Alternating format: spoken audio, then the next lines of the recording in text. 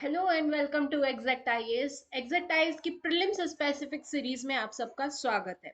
इस सीरीज को कंटिन्यू करते हुए आज हम कुछ इंटरनेशनल ऑर्गेनाइजेशंस की बात करेंगे जो कि एनवायरनमेंट से रिलेटेड है।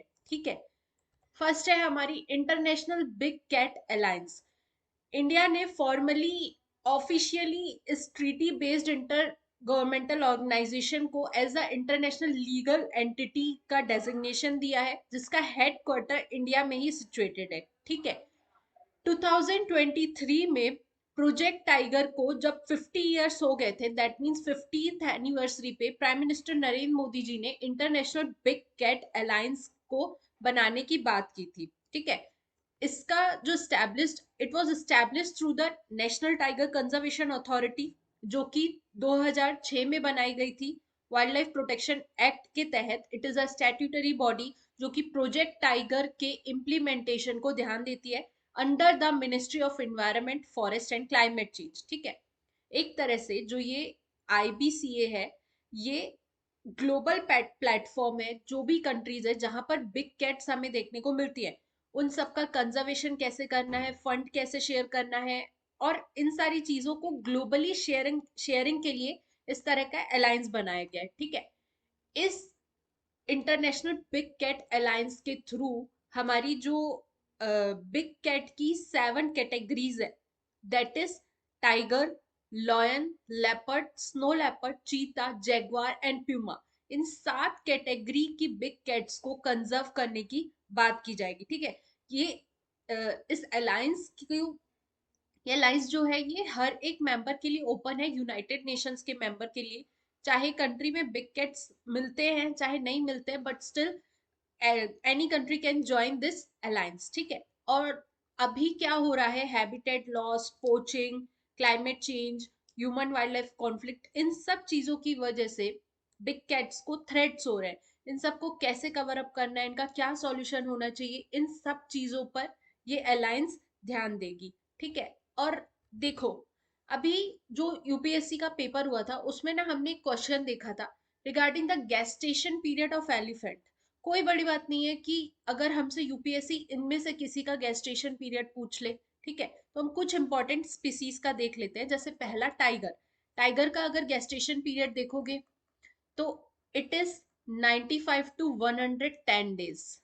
ठीक है, फिर उसके बाद चीता, चीता का भी सिमिलर 90 टू 95 डेज का गेस्टेशन पीरियड रहता है। गेस्टेशन पीरियड मतलब the time period which is taken by a female of that category to reproduce the young one.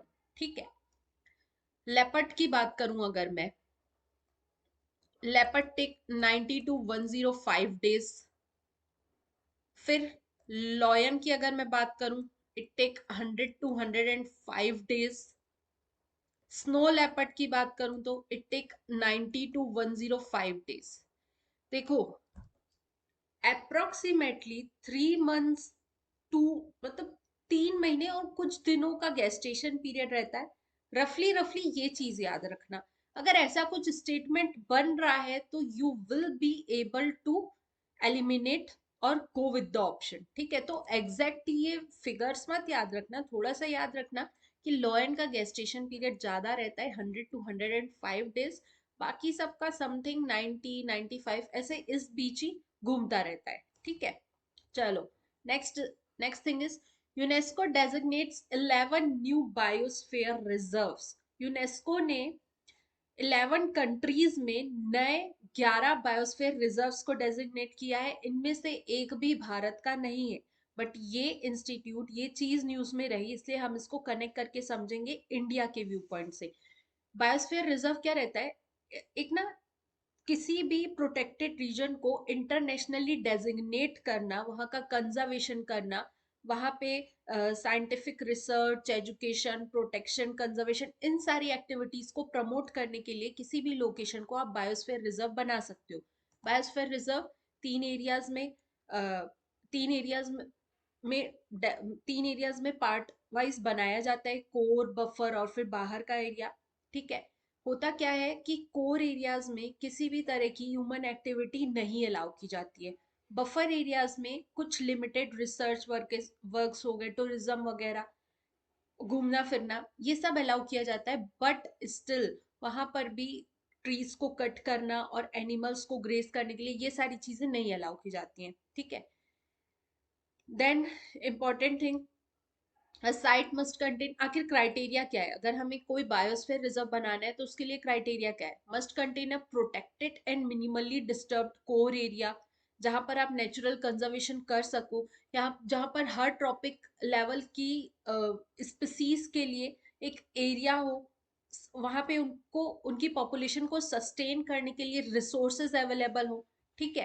Basically biosphere reserve की मदद से हम जेनेटिक रिसोर्सेज को रिजर्व करते हैं, एंडेमिक स्पीसीज, इकोसिस्टम, लैंडस्केप, हर किसी का प्रिजर्वेशन करते हैं। ये ना तीन तीन कॉन्सेप्ट्स पर चलता है, social, economical and protection of environment.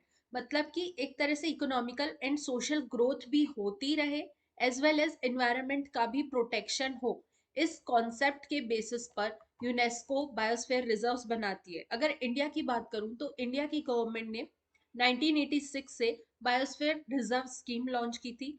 अभी तक इंडिया में अप्रॉक्स 18 बायोस्फीयर रिजर्व्स बनाए जा चुके हैं, जिनकी मैंने मैपिंग प्रोवाइड कर दी है।